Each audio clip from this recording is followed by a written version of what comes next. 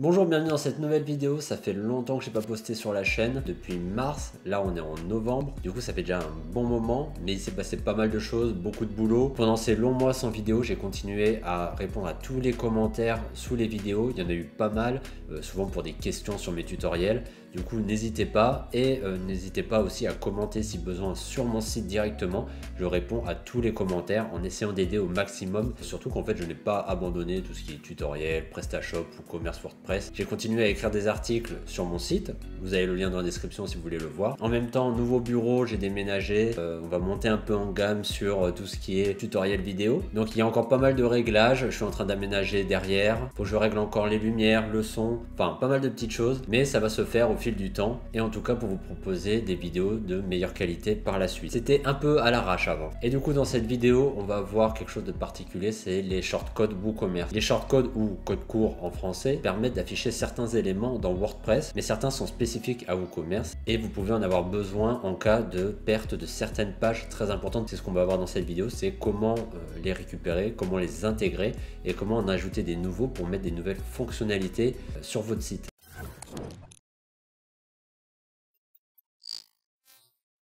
Alors nous voici sur un WordPress en local que j'ai installé, donc c'est tout simplement sur la dernière version de WordPress, la 5.8, et avec le thème Astra, alors sans modification, sans personnalisation, c'est vraiment juste pour tester l'ensemble. Donc les shortcodes, nous en avons par défaut dans WooCommerce, par exemple sur la page Mon compte, si je vais dedans. L'affichage qu'on a ici, c'est réalisé grâce à un shortcode qui est intégré dans une page créée par WooCommerce quand on l'installe. Si je vais dans mes pages et je vais dans mon compte. Alors ici, vous voyez, j'ai un code court dans l'éditeur Gutenberg qui est WooCommerce MyAccount. Et c'est ce shortcode qui permet de générer cet affichage. Si je supprime le shortcode et que je mets à jour ma page, donc là on voit qu'en supprimant le shortcode, on n'a plus du tout l'affichage de mon compte pour les utilisateurs. Donc il est important que sur toutes les pages WooCommerce, on ait les bons shortcodes. C'est aussi valable pour la page panier et la page validation de commande. Ce sont des shortcodes qui s'installent avec WooCommerce dès le début et ensuite on va voir comment en rajouter d'autres pour avoir d'autres fonctionnalités. Ils peuvent être intégrés via Gutenberg avec ce bloc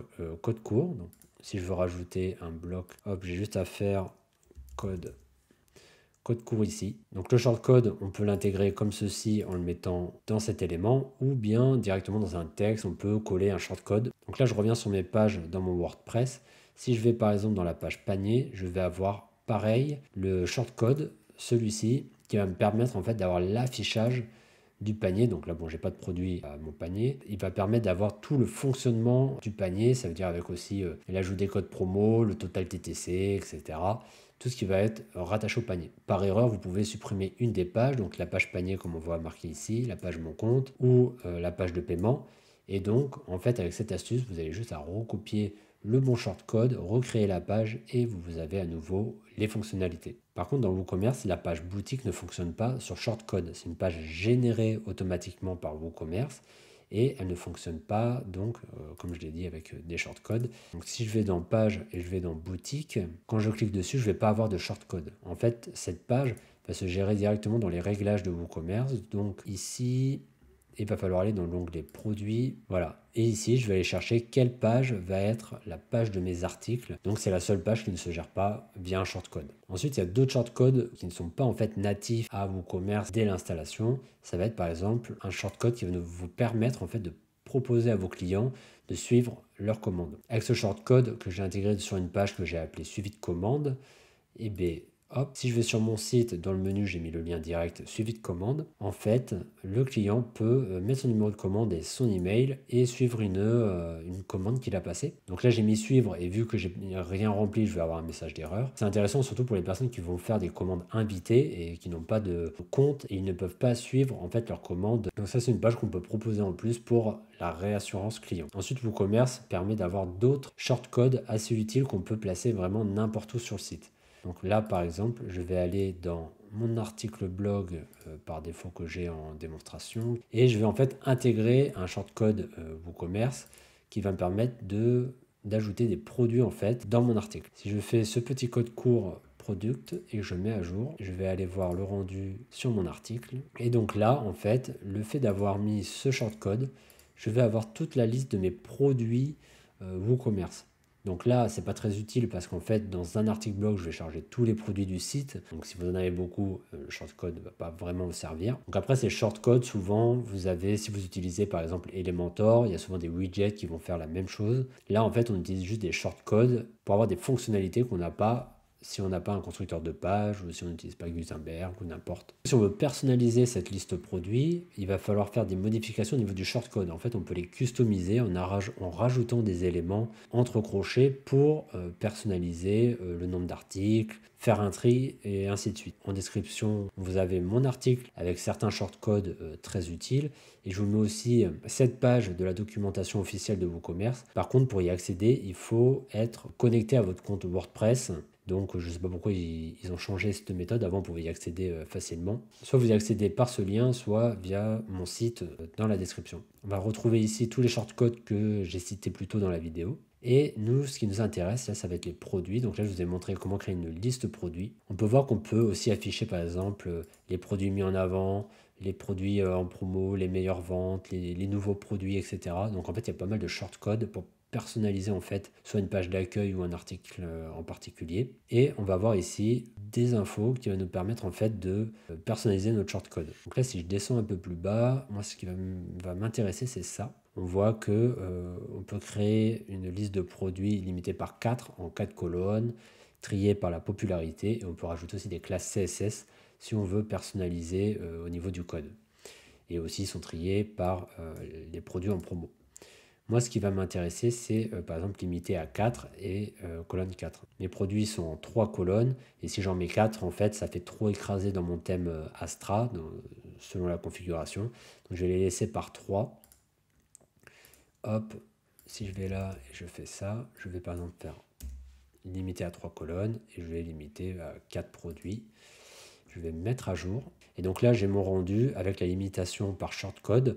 Il faudrait juste 3 produits en 3 colonnes, c'est plus simple. Et voilà, donc là, ça m'affiche en fait les 3 produits de mon site. Donc après, il faudrait choisir les produits qu'on veut mettre en avant. En promo ou meilleure vente, ça peut être intéressant. Et plus bas dans la documentation, on peut voir qu'on peut aussi trier par catégorie. Ça veut dire que je pourrais afficher que les produits d'une certaine catégorie. On peut voir aussi que je peux trier, alors c'est ici l'ordre, si on veut un ordre croissant ou décroissant, si on veut trier par ID de produit, on peut aller assez loin. Et sinon, différemment, je vais aller chercher l'info pour pouvoir en fait afficher un seul produit dans mon article. Ça va fonctionner avec les ID de produits. Ici par exemple, vous avez l'ID, c'est 40 316 et donc je vais afficher uniquement ce produit dans mon article blog. Donc ici, je vais utiliser ce shortcode avec juste l'ID et je vais mettre 40316.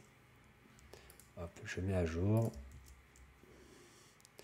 Et là, en fait, je vais afficher uniquement le produit que je veux. Donc là, c'est assez utile si on fait un article blog par rapport à un produit en particulier. Bien sûr, il y a aussi déjà des blogs tout faits pour afficher des articles dans Gutenberg ou si vous avez Elementor. Mais c'est toujours pareil, c'est selon les thèmes. Et des fois, ça peut être intéressant si vous avez besoin de le caler à un endroit précis. On a vu que WooCommerce nous propose pas mal de choses pour personnaliser nos shortcodes. On peut rajouter des attributs pour aller encore plus loin dans nos shortcodes pour afficher des produits, des pages.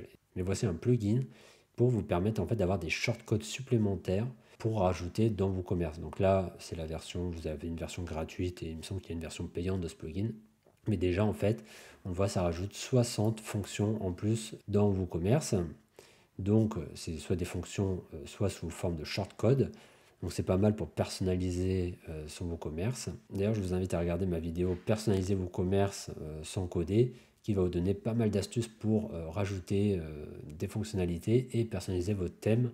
Quand vous allez administrer le plugin, vous allez choisir quelle nouvelle fonctionnalité vous voulez mettre sur votre site. Donc là, on peut voir, il y a un nouveau shortcode, mais on peut aussi rajouter des fonctions, surtout pour les clients, pour le SAV ou des choses comme ça. Et là, ça peut être intéressant de voir, en fait, selon vos besoins, quelles fonctionnalités vous pouvez rajouter dans WooCommerce. Et en plus, il est gratuit, donc autant le tester. J'espère que cette vidéo vous a plu, vous a aidé sur WooCommerce. En tout cas, si cette vidéo vous a aidé, n'hésitez pas à mettre un petit commentaire pour me le dire, ou si vous avez une question, un petit like, et si vous voulez voir d'autres tutoriels, vous pouvez aussi vous abonner pour que je continue en fait à faire d'autres tutoriels, soit sur WooCommerce, soit sur WordPress ou dans le e-commerce en général. Il y a plein de sujets à traiter, la liste est assez longue. Du coup, je vous dis à la prochaine dans une nouvelle vidéo. Ciao!